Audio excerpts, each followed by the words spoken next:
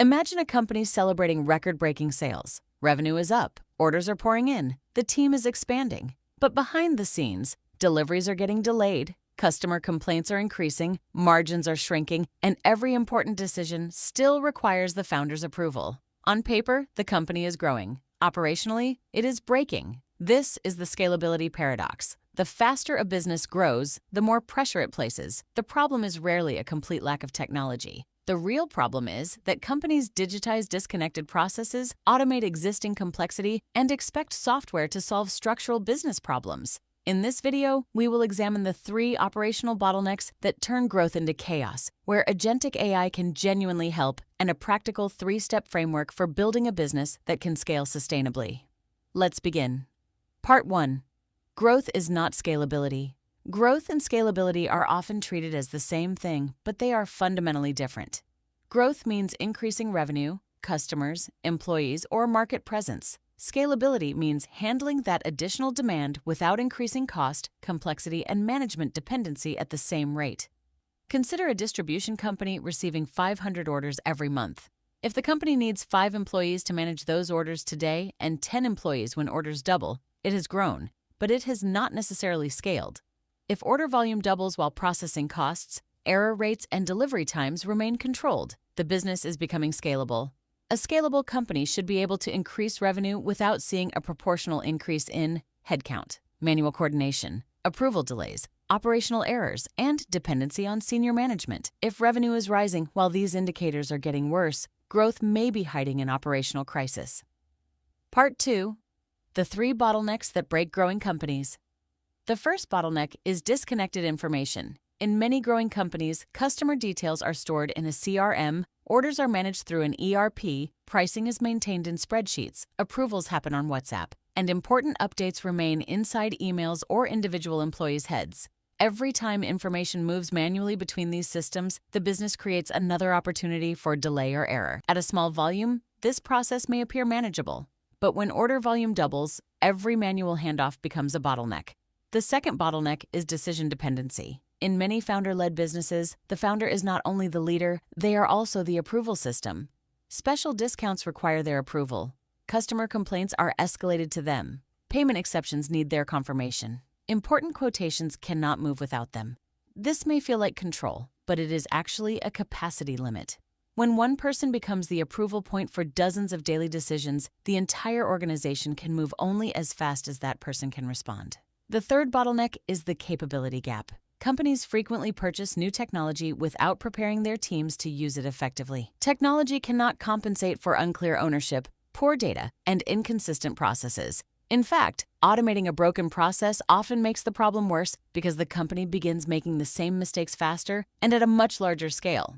Many digital transformations are not technology failures. They are operating model and adoption failures disguised as technology failures. Part 3.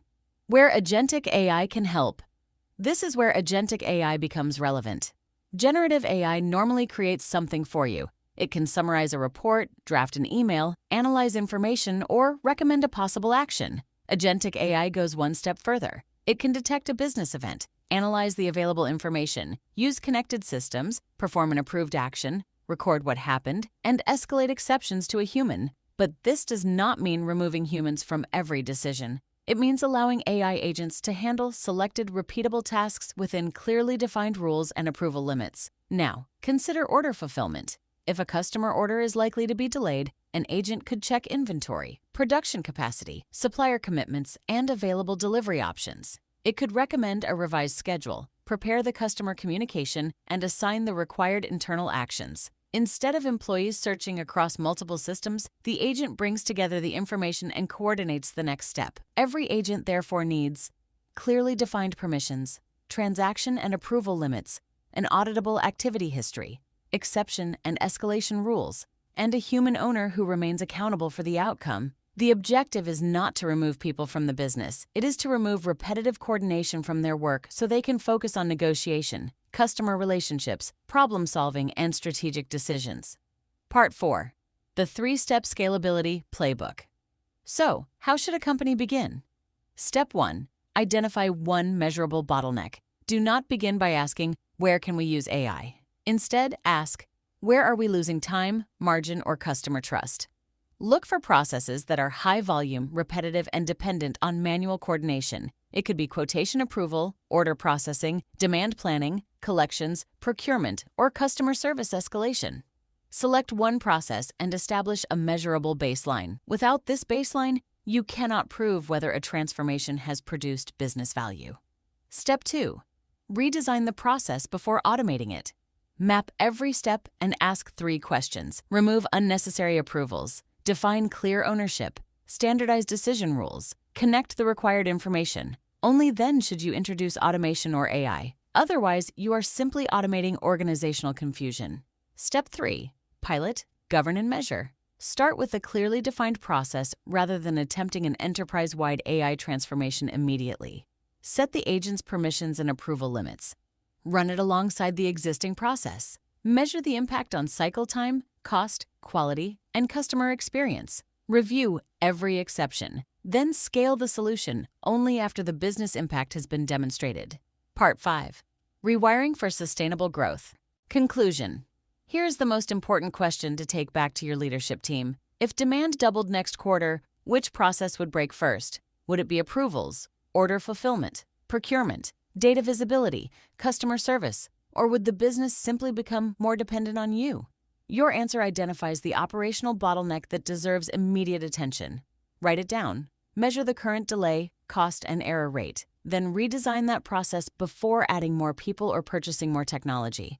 Because sustainable growth is not about making the organization work harder. It is about building an organization that can handle more without creating more chaos. If you lead a growing B2B company, subscribe for more practical insights on CRM, automation, AI, and scalable business operations. And tell me in the comments, what would break first if your business doubled in size tomorrow?